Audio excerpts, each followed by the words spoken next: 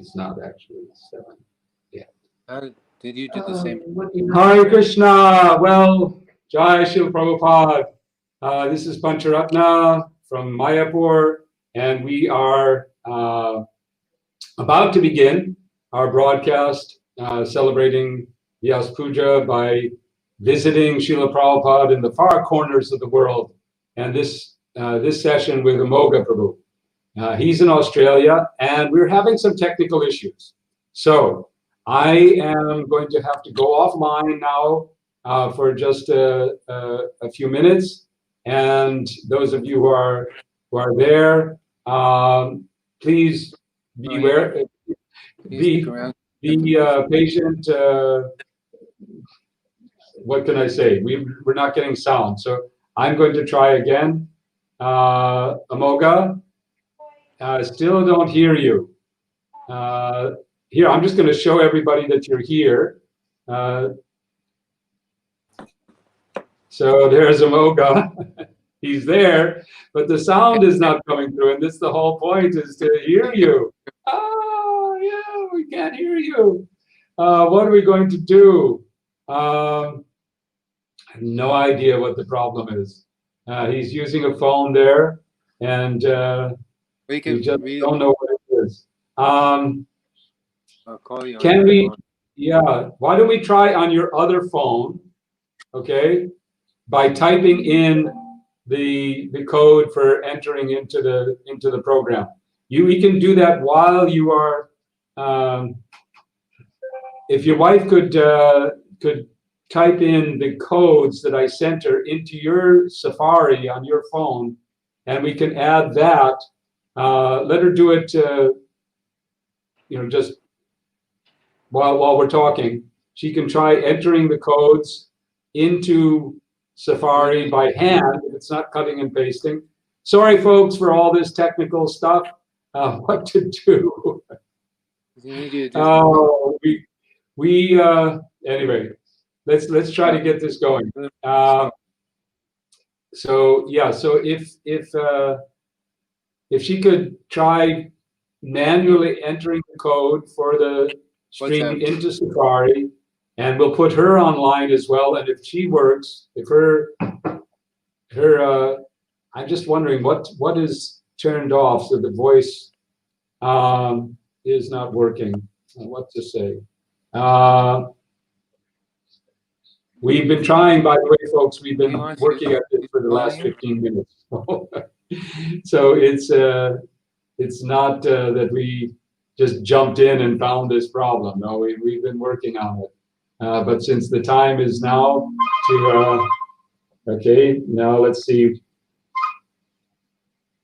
Haribo.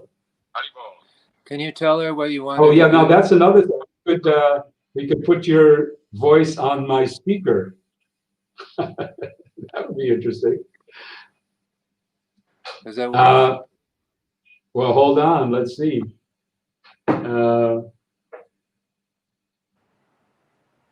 Okay, start talking.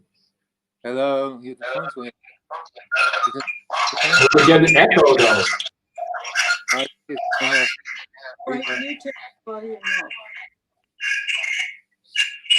Yeah, that will give us an echo, I'm afraid. Yeah.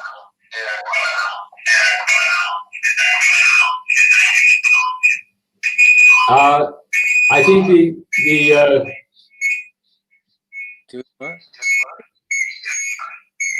now what hold on.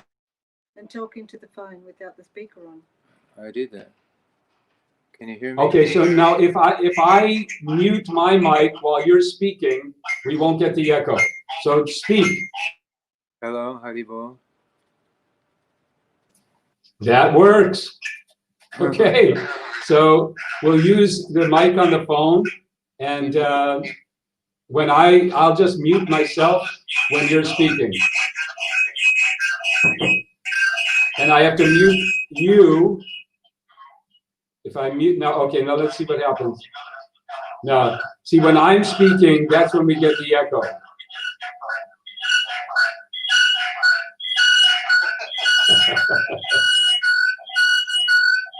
That's pretty bad. So you're going to have to do all the talking. That's all there is to it. So take it away, Amogha. I'm going to mute my mic. Tell us about Srila Prabhupada.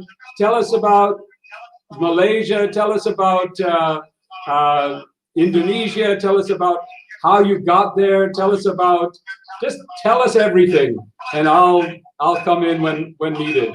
Okay? And I'm going to mute and put you on. Haribol.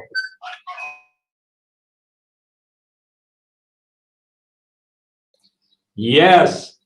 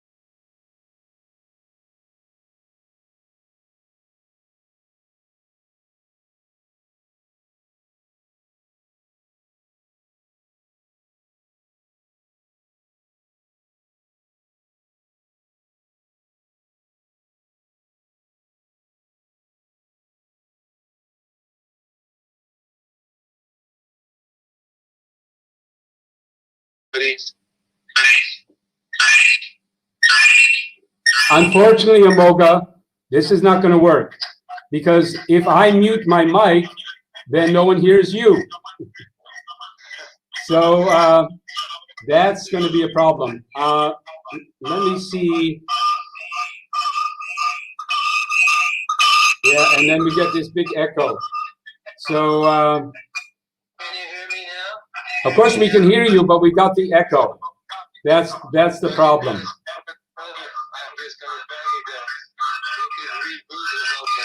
Yeah, let's try doing that. We're gonna try. Yeah, just get off and try again with your phone by typing in the address, and we'll see if that works in Safari.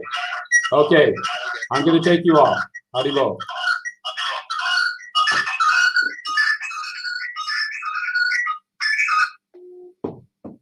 So, yeah, we're having real technical issues this morning. So please put in a comment in the those who are watching online. If you could share us a little comment here, what you've experienced so far. Did you hear anything? Yeah, so let's what to do. He's going off and coming back on. Today we're celebrating Srila Prabhupada's. Now, right now, those of you who are listening, we don't have anyone online listening. So, now a few people appear to be viewing. Those of you who are listening, let me know. Can you hear me? Is the sound coming through okay? Because we've really had issues here. Please type a comment in the comment box on Facebook or on YouTube, and let me know if you're able to hear, at least able to hear me with this, and then let's hope that his stream comes on, properly. It is so no one is commenting, so I have no idea whether the acoustics are working. According to the system, it says that it can hear my mic, but that doesn't necessarily mean that you can hear. So I am going to go on Facebook here and check it out online and see what I get. Everyone's had a happy Janmashtami. I hope it's all been very good, although virtual. We'd have to worship the Lord through a little distance, a virtual distance. Okay, let's get in here.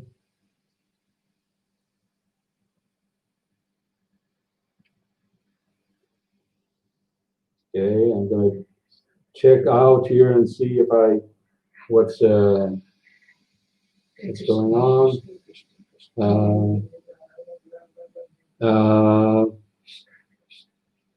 And let's see, okay, where are we here? We should be in this live presentation. Okay.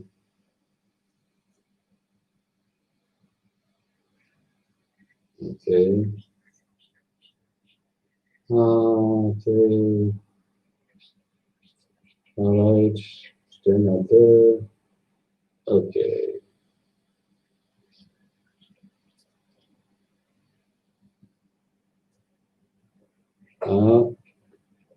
And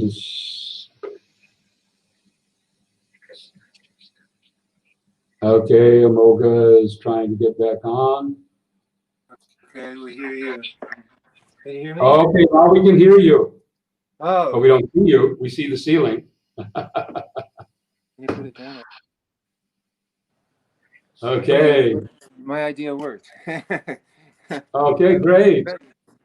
Great. Okay, we can hear you finally. But folks, whoever's in the audience, please give me a comment and let me know how things are going on. So because I just we need your feedback now.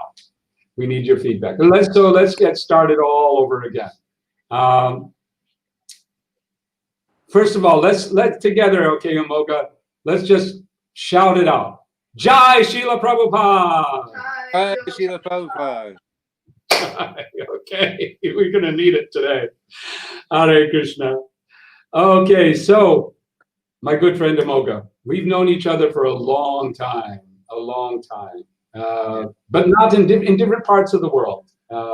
Mostly we've met in India, I think. You're in Mayapur and in different occasions.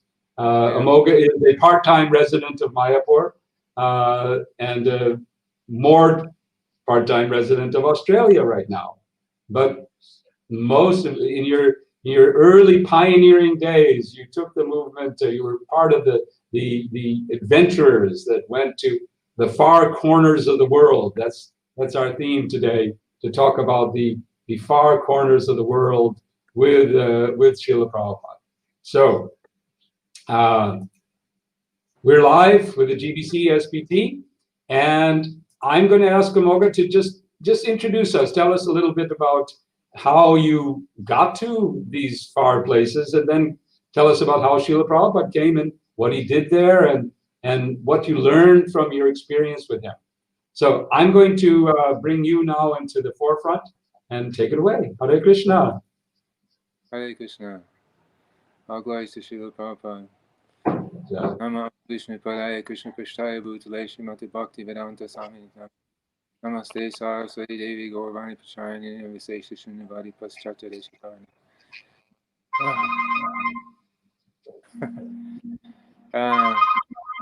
I joined the temple in Los Angeles in 1969. Prabhupada came there, and I moved into the temple in January 1970 and gave up my university studies. And Prabhupada gave me initiation in May. He said, "Your name is Amogha. Amogha means one who is without sin, so you must be very careful." Sometime after that, the devotees wanted some assistance in Tokyo. Sudama and Chintamani were there, and they wanted more devotees to go there. And Temple President of L.A. was Gargamuni, and he told me to go, asked me if I wanted to go to Japan. So I said yes, and it was planned that me and a godbrother named Satyavrata would go to Japan. And just before I went to Japan, I got an induction to join the armed service notice to go to Vietnam. But I took it to Gargamuni. Can you hear? I can hear you. No, it's good. And I just wanted to let you know that we've got some messages back that the sound is loud and clear. We're good. Good. We're very good. So, Oh, that's good. yeah. But I'll let you take the stage here. Okay, I just wanted to know if you can hear me. What was it saying? Yeah, no, you're all good. You're all good. Draft notice. I took it to Gargamuni, and he said, "Don't worry about that. You're never coming back to America anyway." Okay. So I got the notice because I left university. Anyway, so we went to Japan, and Prabhupada came there on Janmashtami. I don't know what year that would be now. He came there, and so many devotees were with him. Temple Krishna Maharaj, Brahmananda was there, Kirtananda was there, Kartikeya Maharaj was there, and a lot of devotees. And there was a big situation when the devotees didn't seem to know Vyasa Puja the right way. But so I was in Tokyo helping out, and that was an amazing experience being with Prabhupada in the little rooms there. And the Vyasa Puja. We've heard a little bit about Tokyo. We're going to. I'm not sure if it's. I think it's actually happened. A interview with Chintamani. And yeah, she's talking about Tokyo. She was there. And so, but I remember hearing about this Vyas Puja, how Prabhupada was said this is not it, and you have to do it like the next day, I think, He was very serious about it. He said, "How will our sampradaya go on if you don't follow the things that are supposed to be done?" Yeah. And as I recall hearing about this, mistake. Not just it's a mistake now, but you're making a mistake which will disturb the whole. Yes. So I think that's a really. He walked out. He left the ceremony, went back to his quarters, and everything was stopped. And he said, "We'll do it again tomorrow the proper way." Yeah. And the proper was a written Vyasa Puja offering. We wanted each devotee to write a Vyasa Puja offering, not just get up and talk. And one by one, the devotees would read the offering and then offer obeisances and flowers to Prabhupada and obeisances. And then they had the Pushpanjali ceremony and kirtan and feast. What year was that? Well, it must be 1970. Must be 1970 after May, because I was initiated in May. So sometime in 70, 71? Yeah, but 71 I was in. See, what happened was Bali Mardan was the GBC of that whole region. And he asked me to, he went off to Singapore. And then he started calling in some assistants. So he asked if I could come from Tokyo to Singapore. Okay. And he asked Hanuman and Gopal were in India. And they came to Singapore from India. So we had our little preaching party, Bali Mardan, Amogha, Hanuman, and Gopal. And when our visa ran out there, we couldn't get any extension in Singapore. We've been being quite careful. We didn't do any kirtans or public programs. And then we just decided we have to go to Malaysia because that's the next place. And so we went to Malaysia, and we were going around one place to another, one city to another, one plantation estates with many, many Hindu workers and all over the place. So that's how I ended up in Malaysia. So we were at a temple program in KL, and one lady and her husband came up to us after the class and said, "We have a house we'd like to give to you, and please come to our property."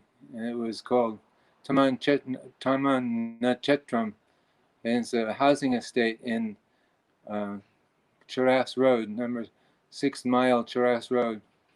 So we went there, and they were very nice people, Kamala Devi and her husband, Dr. Tevaraj.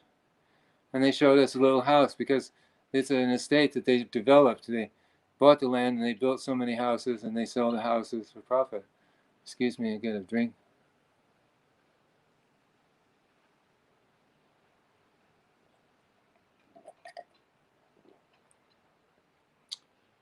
So they had a house. They said we can stay in the house and have the house.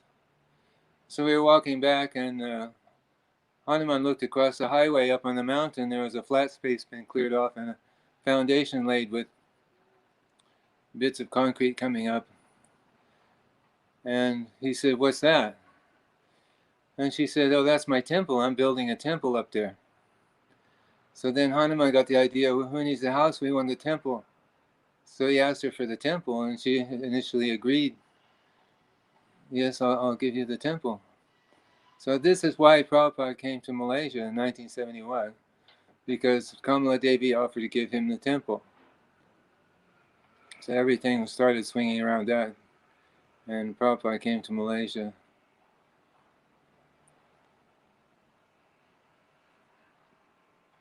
So we didn't have any property or anything. We just had been staying in different places, and we didn't know where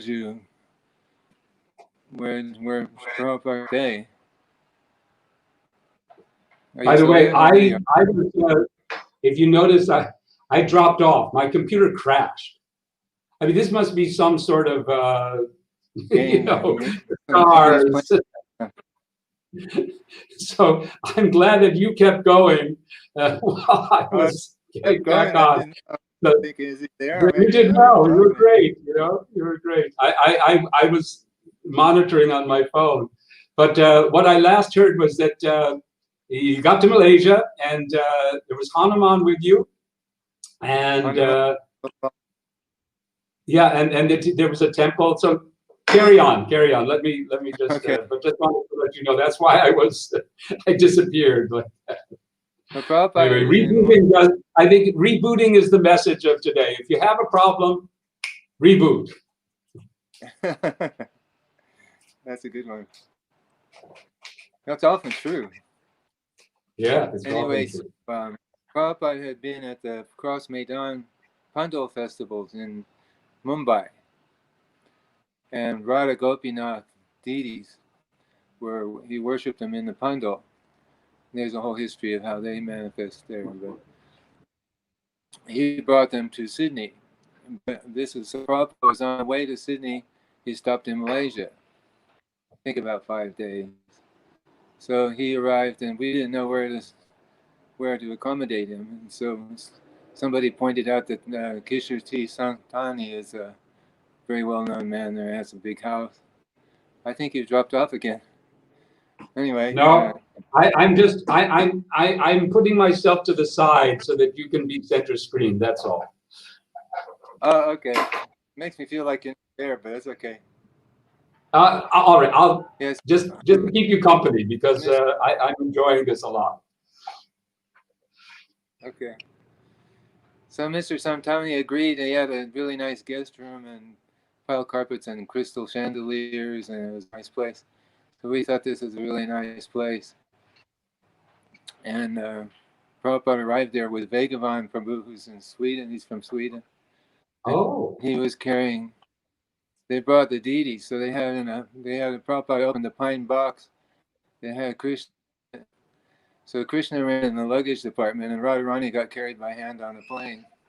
And Vegavan's the person who carried Radharani from the Mumbai Pandal.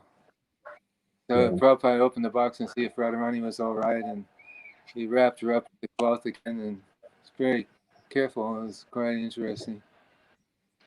Yeah. So this is a part of Australia. So when They Prabhupada were was there in Bhagavan was the bringing guest them room, from Mumbai to sorry, this is Radha Gopinath. Mumbai to KL, Mumbai to Kuala Lumpur, Well, Kuala Lumpur, and then and then Kuala on to Lumpur. Australia. Yeah. Great. So Prabhupada asked So us, you're, Bali yeah. Mardana and me and Hanuman Papa, he said, do these people eat? And well, the truth was they do. We told them, but we had made a special arrangement, and the kitchen had been completely cleaned out, and they bought all new pots. We asked for new pots and clean kitchen, and no meat would be anywhere near cooking kitchen, and we thought that would be enough. But Prabhupada said, I cannot eat in the house of a meat eater. So we were Oh, feeling terrible because we didn't have any, and we wanted Prabhupada to be well, and we wanted it to be nice. And Prabhupada got very stern. He's considered he's this elderly gentleman, and he's coming all the way from India. Normally, one would feel quite hungry. Prabhupada just drew the line. He said, "No, I can't eat in a place where they've cooked meat." And he was very he was stern, so and good. Yeah. we And just we teaching didn't us. know. But Bali Mardan said, but Bali Mardan said, "But Prabhupada, it's all been cleaned. We bought new pots." And he said, "No, I can't eat anything." And but Prabhupada, we will cook. It's just your disciples. Nobody else will touch the food. No, I can't eat in the house of a meat eater. Only I can take some fruit and some milk. So he wouldn't eat anything. And I sat in a little room, guest room with Prabhupada, and watched him peel his own apple. And he took a knife and he spiral peeled, spiral off Yes. around the apple. It was a green Granny Smith apple. Yeah. And he looked at me and he said, He looked at me and he said, "The peel is not good." I was like hearing that. And so we learned a kind of serious lesson about that. Yes. Yeah. So So what was the solution? What did you do? he had some fruit, and next day we went on. And Next day you went to another place. to go north. Yeah. Yeah. So, but then we got to Penang. The family was, the husband was in the Birla family, and the wife was born in Mathura, and she's been a lifelong Krishna devotee. And he was so nice. He opened them with, welcomed them with open arms. It was completely amazing to see how different it was with him, because they were devotees, they were vegetarian, and they were cooking him things. And he said he liked kachuris as a little boy, to make kachuris, and it was really amazing to see the difference. And the Mr. Kaul was one of the devotee family that were coming to programs all the time. Yeah. He came to see Prabhupada, and Prabhupada was getting a massage. And Mr. Kali was kind of grinning and looking at Prabhupada. Prabhupada said, "Okay, come on." And he let Mr. Kali massage his feet, his legs, and everything. And Wow. it's really beautiful. Yeah. So this leads up to a story that had tremendous significance to me. It's when we left Penang. See, something happened along the way. One day it was a Ekadasi, and we told the ladies of the house we can't eat grains. So then, what do you eat? They didn't know how to make something. So we said, well, like you make halava, but you make it with carrots instead of semolina, you make it with carrots. So they kind of faked it and made up some carrot halava that was full of ghee and sugar.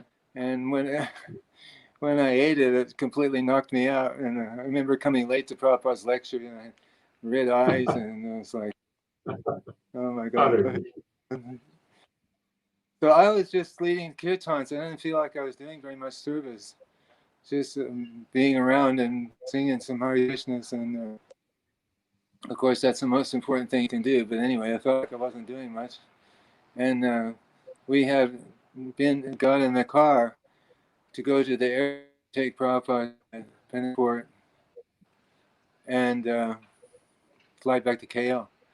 So I was sitting directly behind Srila Prabhupada, and the driver was, let's see, we drive on the driver was driving in the left seat. Yeah. I think he had an American car. Yeah, the man had an American car. And I was sitting behind, Prabhupada was sitting in the front passenger seat. So I was directly behind Srila sitting in my seat. And there was God brothers next to me. So I mean, completely silently, like in a prayer. I'm just not doing anything of use. I feel useless. And Hare Krishna, Krishna. I offer the obeisances in my mind. And at that moment, Prabhupada turned around, looked at me with a big smile, and said, "As soon as we offer obeisances, all good work is done." Really? That was mystical. Hare Krishna. And then he turned around and looked forward again. That was a tremendous moment in my life when I realized that I'm on air. Prabhupada's hearing anything I think. Yes. Yeah. Yeah, And be also the there. importance of obeisances. Yeah. What is it that 90% of success is just showing up, right? Because we just have to be there According to for what you said. Prabhupada's service.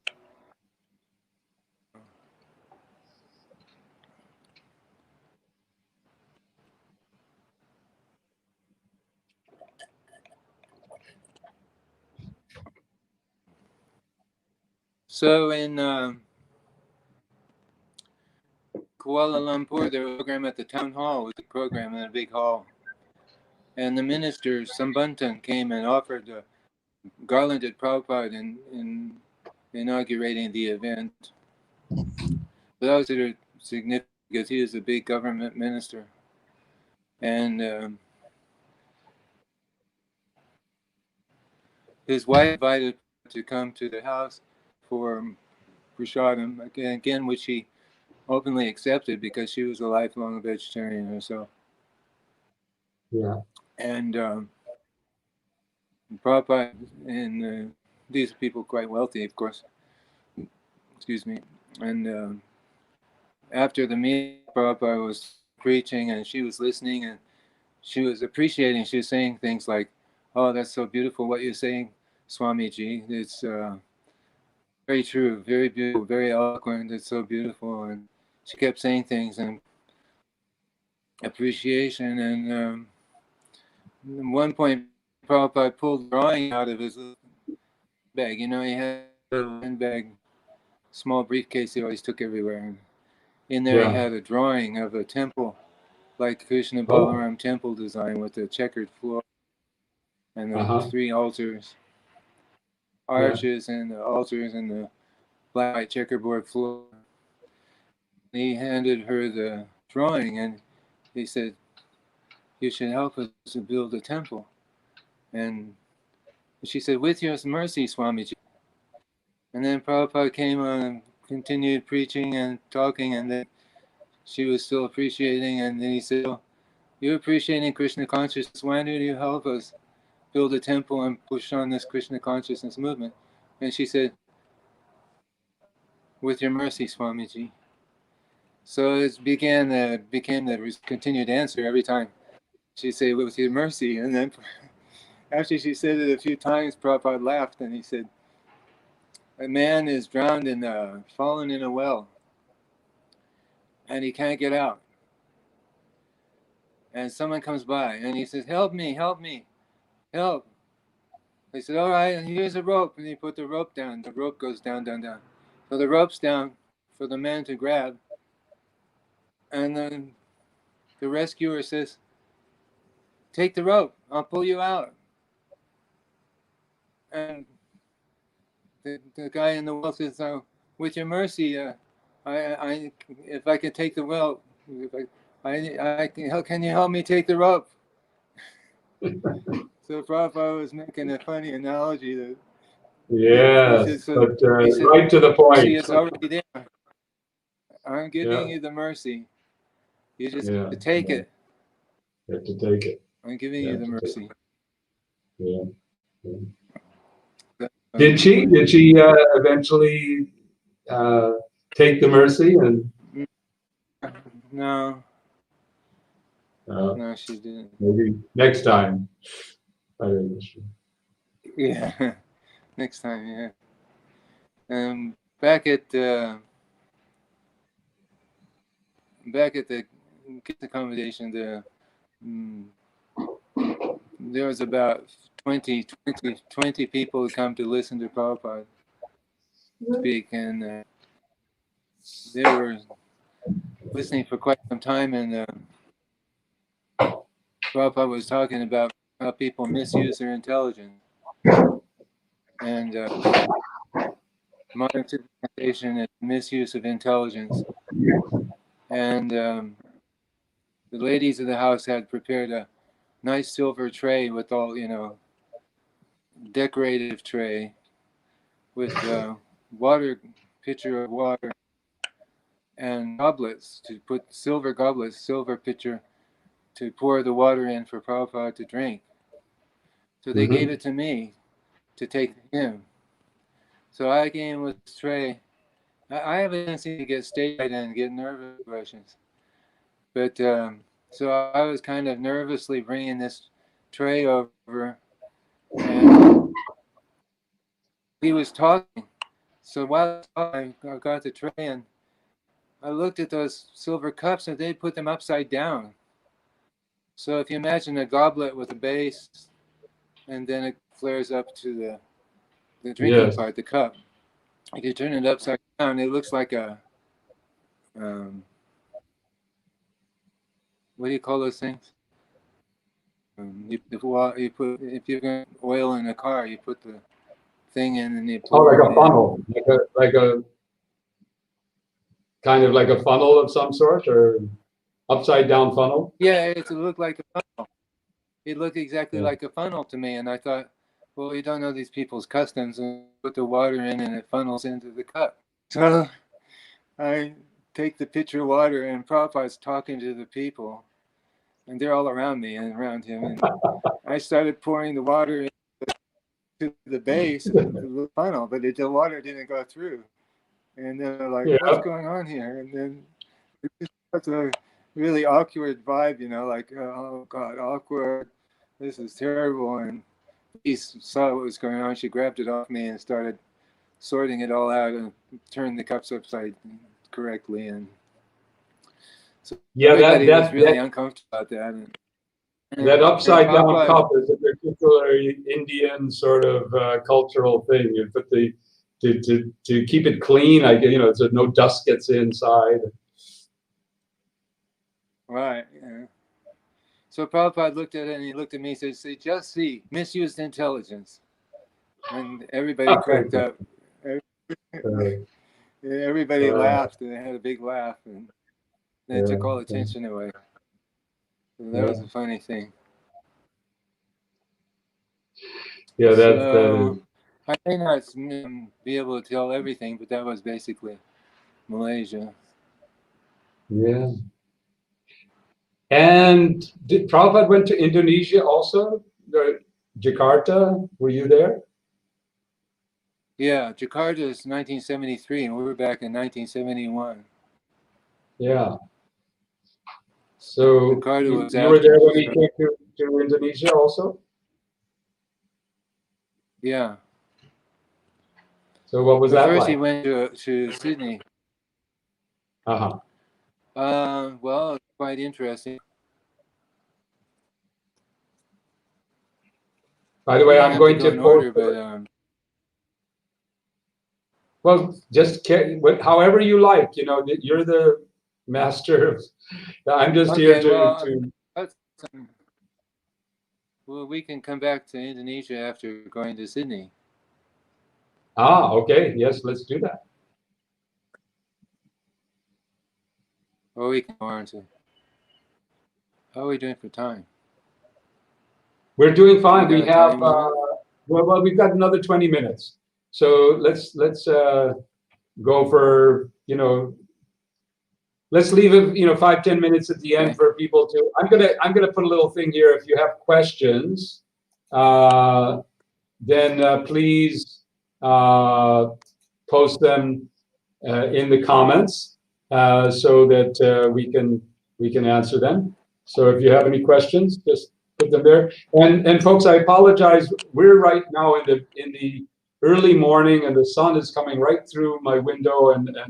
And normally I do these interviews in the evening, and so this is my first experience with the light effects of early morning in my office here. So I apologize for the strange lighting that we have here. But anyway, main subject is Amogha, and you are very clear and good to see. So we're all good. So carry on. Yeah, We're going your to voice is Sydney. a little distorted. Well, let's carry on and go to Sydney. Prabhupada came to Jakarta in 1973 from New Zealand. He was in Australia and then in New Zealand in 1973. And from Auckland, he flew back to Sydney, and then from Sydney, he flew to going to India. He stopped into Jakarta for about 5 days. And there was a few things quite interesting. He spoke at Baga Administrasi Nagara, National Administration Building, 2 nights, and one night he stayed. He spoke at Mr. Watwan's house, and that was quite a big house, designed for having many people for bhajans and talks and things. And they were Sindhis. The people there are mostly Sindhis. I mean, the Hindu people there are mostly Sindhis. But they have other kind of Hindu in Indonesia called Hindu Bali, and they're based in Bali, but they're all over the country. Yeah. And they have a very long tradition that's known very well, the Balinese dancers. And right. So this is a kind of interesting event when, well, there was a situation in Jakarta that all the Indian people had combined to build a temple, and they put a lot of money into it. But then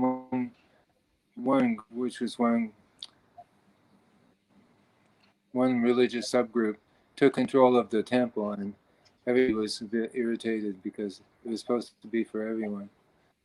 So the context for Prabhupada's, what happened was he went to Mr. Watwani's house, and Mr. Watwani had bought some Krishna posters from us. So in the hallway, when Prabhupada came through the hallway, there were posters of Krishna on the wall, and that was nice. But when you come into the big room, like the meeting room, there's these humongous paintings of Sai Baba and different typical personalities that people work with. So in the lecture, Prabhupada spoke in Hindi. I didn't understand the lecture, but I could understand that at the end, somebody got up from the Arya Samaj, which is a very atheistic philosophy. And he was in a mood, so this guy started trying to defeat Prabhupada on whether God is a person. And this sparky debate evolved. And then wanted was after the program, they wanted Prabhupada in the next room and eat their food and meet with the leaders of the Hindu community and unite them once again and try and order them to build a temple, and they would all join in. They would make a temple. And I came to Prabhupada's house. We had a very interesting portable on that come apart with bolts. I made it with bright red cloth, and you could undo the bolts and stick it on top of a car on the roof, and then bring it in and whack it together. And Prabhupada would sit on a pretty nice Vyasasan for portable.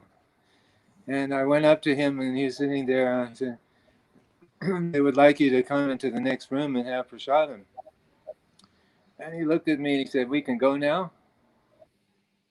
And I said, yes, Srila Prabhupada, I just wonder if I said, they had requested that you could eat with them in the next room and meet the leaders. And Prabhupada looked at me again and he said, we can go now?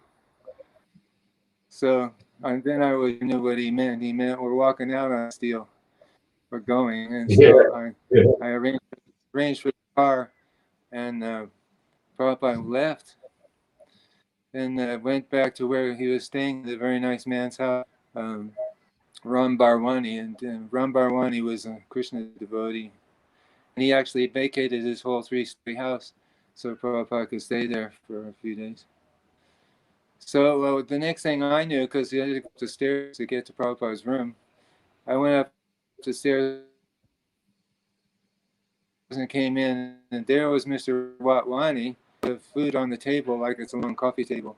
And it tiffins, tiffins and pots. And Right. so he had taken as much as he could and put in tiffins and pots and bowls and plates, and he covered the whole table with things for Prabhupada to eat, because he was very embarrassed that Prabhupada didn't eat at his house. He was begging him to eat something, and every time he asked to eat something, Prabhupada would just say, look at his watch, and he said, it's very late, I cannot eat so late. And he would just say, I'm a very old man, I can't eat much, and I can't eat at night. And he kept saying things like that, and Mr. Watwani was besides himself, didn't know what to do, and Prabhupada wasn't going to eat, and he felt completely embarrassed now. But Prabhupada didn't want to touch his food. And then Shrutakirti came in, because there was Shrutakirti's duty to Prabhupada, and he was preparing milk. Prabhupada had hot milk at night. So Shrutakirti came in, not knowing what's going on. And the man said, I have milk, I have milk. And he jumped up and grabbed the pot of milk off the table and said, here, I have milk, you can heat it up, and Prabhupada can have my milk. So then Shrutakirti said, okay. Shrutakirti took this pot of milk down the stairs to the kitchen, and I was down there already. I forget the order of it all, but anyway, this is what happened. He came into the kitchen with this milk, and he said, this is to heat up for Prabhupada to have milk. And I said, well, never mind, we got this other milk that's already hot, so take that. So he took the milk up and gave it to Prabhupada, and it looked like he took the milk, but he didn't take the milk. It's something like that. Something. It switched, and Prabhupada drank the milk, but it wasn't from that man, and the man was satisfied because Prabhupada had taken the milk. Yes. But it's like something out of the Mahabharata. Amazing. Oh, yes. Krishna is the supreme controller, and he arranged everything so that Prabhupada was satisfied, and the man had the feeling next he'd morning done something. Was the program for him. Sorry? Yes. The next morning, Prabhupada went to the Hindu Bali temple, and they have an orchestra called Gargamuni. And it has I don't know if you've heard it, it's very amazing gongs and sounds and stuff and drums. So many people and Very minor drums. tones. And when Prabhupada was entering the place, there were, must be 500 or 800, 700 people there. And they played the gamelan orchestra when Prabhupada arrived, and he sat on the Vyasasan. Then he put out his kartals and started chanting Jai Radha Madhava, and they started playing along with him. So they had this Jai Radha Madhava, ding dong, this gamelan orchestra. It's quite amazing. in the car, and they sit and chant the Gayatri mantra out loud. The first line of Gayatri, they solemnly sing it out loud. So Prabhupada's spoken about that. But in the car after that, we started talking about the night before, and he said, if I order to build a temple and they do it, then they'll simply suffer. They'll suffer because they disobeyed me. So I cannot ask them to do that. That's what he said. Mm. Yeah, yeah. Then I'm not covering everything. I won't try to say everything that happened everywhere, but in that was 1973. 1974, Melbourne, there's a very funny situation came up there, which is more about the attitude of a disciple. And Prabhupada was speaking he was staying in a devotee's house. He had moved out of his house. So all the devotees would go over and listen to Prabhupada talk at night. You could listen to him forever and never get bored. You know, it's just funny or lit or knowledgeable or inspiring, or it's just all attractive. Prabhupada speaking, and I came in while he was speaking, and well, we were always trying to think of some gift for Prabhupada because it was so nice to give him a gift, and devotees would give him flowers, make something, or buy something, and this one Mataji made a scarf, wool knitted scarf to go around Prabhupada's neck, and she gave it to me to give to him, and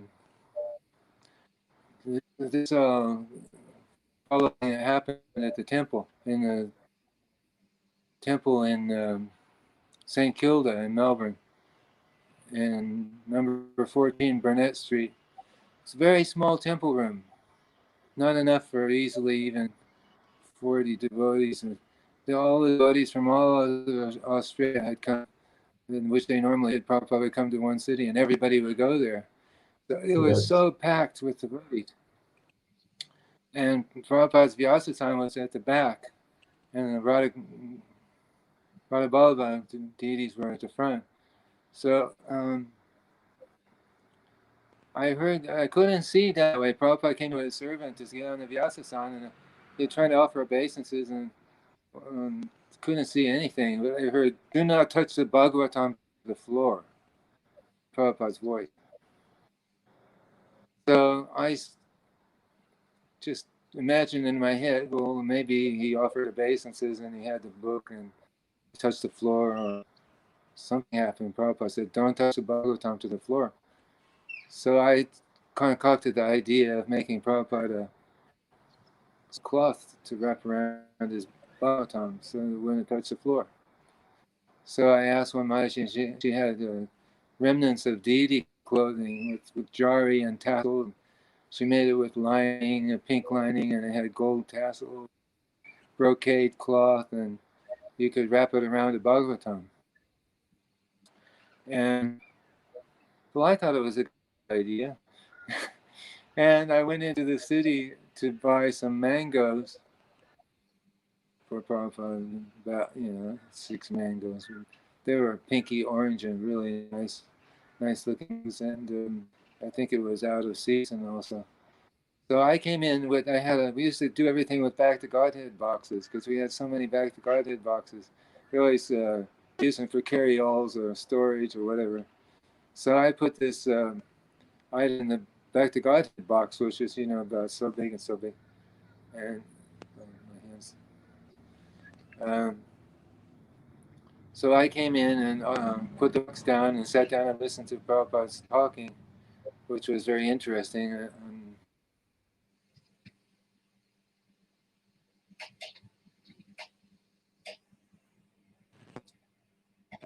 Okay, let's see, you're frozen. In the middle of the talk. There we go.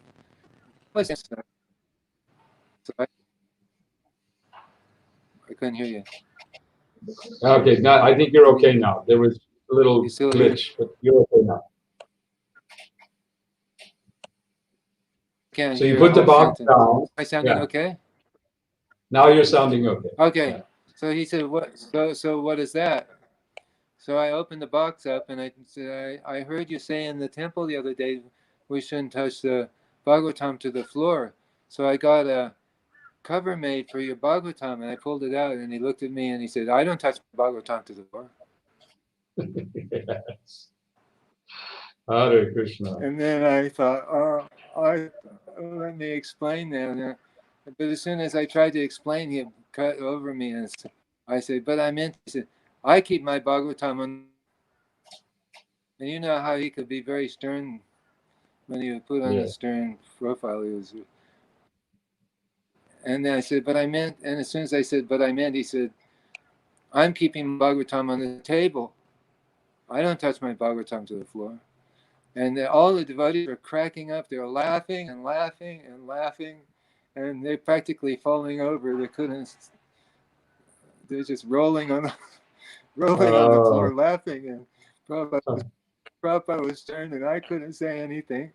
So I just thought, well, I'm not going to be able to say anything. So I don't see any holes I crawl into like a bug. So I'll just sit here. So I just went silent.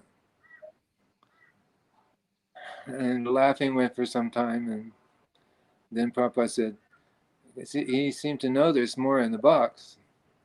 So he said, Ben, what's that? So then I was afraid to offer anything.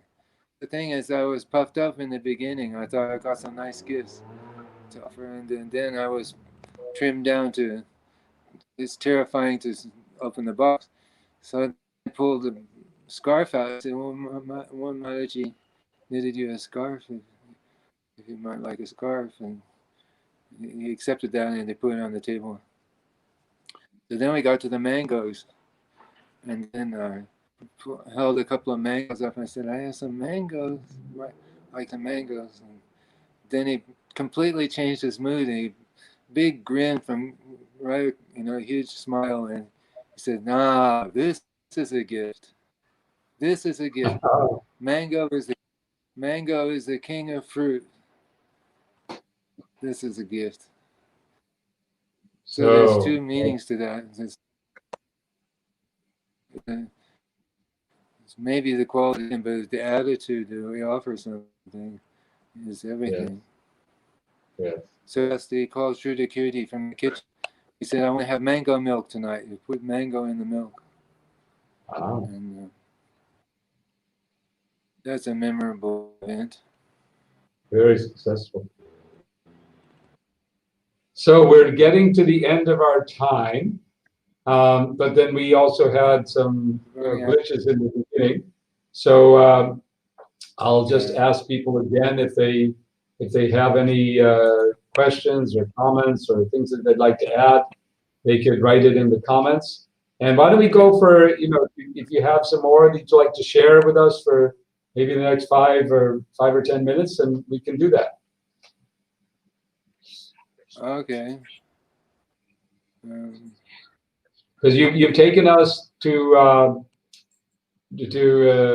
Malaysia in the beginning, then you took us to Indonesia, and you've taken us back to Melbourne, and you went back to, did Prabhupada visit Indonesia or Malaysia any other time, or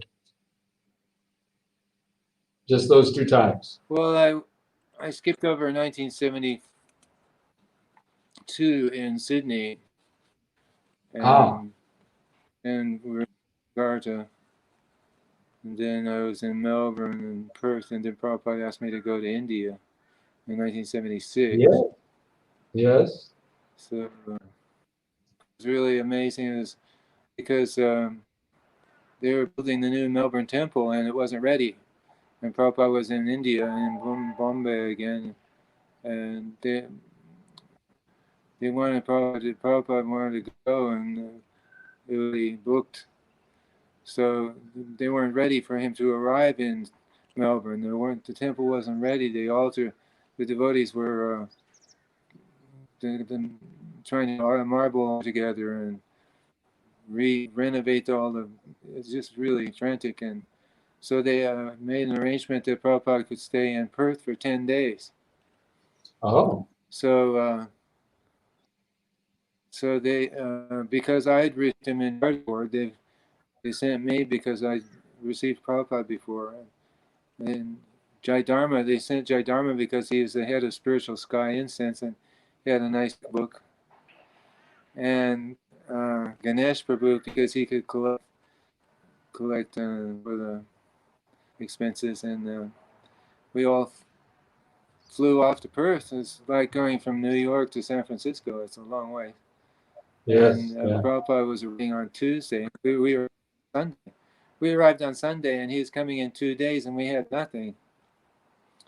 We tried looking on Sunday. We were trying to look in all the papers for beach houses or this thing and that thing, anything.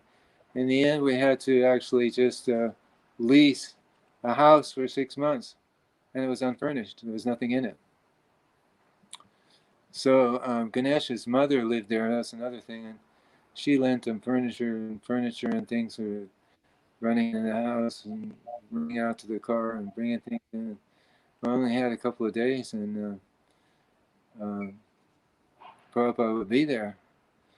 So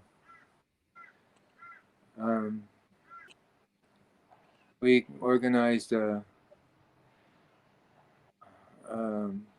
kind of like a tub to wash his feet when he arrives. And we got a nice pitcher to pour the water, and we put yogurt and honey and flower petals in it. And but by the time we went to the airport and came back with Prabhupada, with Srila Prabhupada, the water had turned icy cold because it was sitting around in yogurt.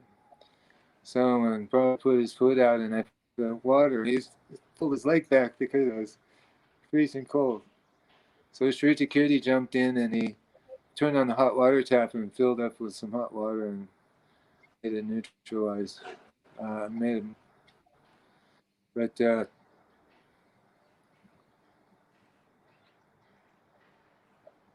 interesting thing happened with, excuse me, get some water.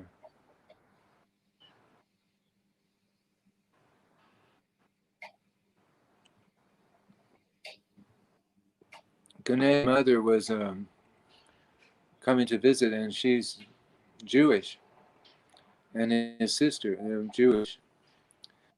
So Srila Prabhupada was talking with them, and they were very defensive. They're feeling afraid that Prabhupada is challenging their religion. And Prabhupada kept saying things to make them feel accommodated, and he said, it doesn't matter what religion you are, whether you're Hebrew or Christian or Hindu, Muslim. If you know God and you love God, then that's perfection. Then they felt really good, and after a few minutes he said it again. It doesn't matter. If you know God, it doesn't matter whether you're Hebrew or Jewish or Christian. And he said a few religions, I don't know the order. He said, if you know God and you love God, that's perfection. So they relaxed, and when they were all relaxed, then Prabhupada said, so, can you tell me who God is? And then in silence, and they were like, well, they couldn't give an answer, and then Prabhupada began to explain Advaitam, Achyutam, Anadim, Anantarupam, Adyan Puranasham Navayovanam Cha. God is eternal youth. He has an eternal spiritual body. He's transcendental to the material world, and there's unlimited incarnations arise from his original form. And he's describing Krishna's beauty and many things like that. And Krishna, it was really amazing. Beautiful. Well, I don't know which stories to tell you. I can't probably tell everything. Well, we are running a little short of time, so, and I think there's we're scheduled for an hour, and we've gone over about 5 minutes. And I think many of your memories and so on are recorded too, right? They're on. You were interviewed by Siddhanta. Yeah, Siddhanta interviewed me years ago. So I'm going to just share a few comments here. Well, First of all, here we have you told me that Shamanand, it's from difficult Perth. for me to hear yours.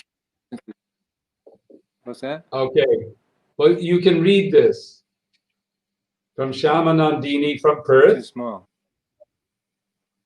I'll read it. Thank you so much for sharing these sweet pastimes of Srila Prabhupada. Just what I needed to hear. It made my morning. Shamanandini from Perth, Australia. And then we have here from Malaysia, from CJ Chan, who is Oh, Amogha Prabhu. The devotees in Malaysia finally managed to fulfill Srila Prabhupada's desire to build a temple in Malaysia. About 40 years after his visit, they built a magnificent temple, probably the largest ISKCON temple outside of India. So that's really wonderful. And he's posted a link here, which I assume is that's where right. you can go. It did a wonderful job. It's a beautiful. Yeah. So I great. can't hear you very well. But yes, that's the most Okay, fabulous well, temple, the temple of devotion and understanding. yeah. Well, I wanted to apologize to all of our viewers for all the technical issues here. We are trying to broadcast from all over the world in different time zones, different places, with different technical setups, and sometimes we don't get it as well as we could. So I beg your forgiveness for the audience. And I want to thank you, Amogha, for spending this morning with us. Today we're worshiping Srila Prabhupada with our Vyas Puja. Hopefully we're doing it all correctly and right, and offering our homages. This was a wonderful homage to Srila Prabhupada and his adventurous spirit of traveling all over the world to establish Krishna consciousness. So thank you for your service. Thank you for everyone who's listening. And I hope we meet when everything gets a little cleared off. You can come and visit us in Mayapur, or maybe we get to go to Australia. Let's see. Thank you again, and all of my best wishes to your good wife as well and your family. Thank you. Hare Krishna. Thank you for And inviting me to. Just 1 second. My wife is here I hope also, your technology works. and she wanted to say Haribol. Hare Krishna. Thank you. Haribol. Jai Srila Prabhupada. Thank you. Hare Krishna.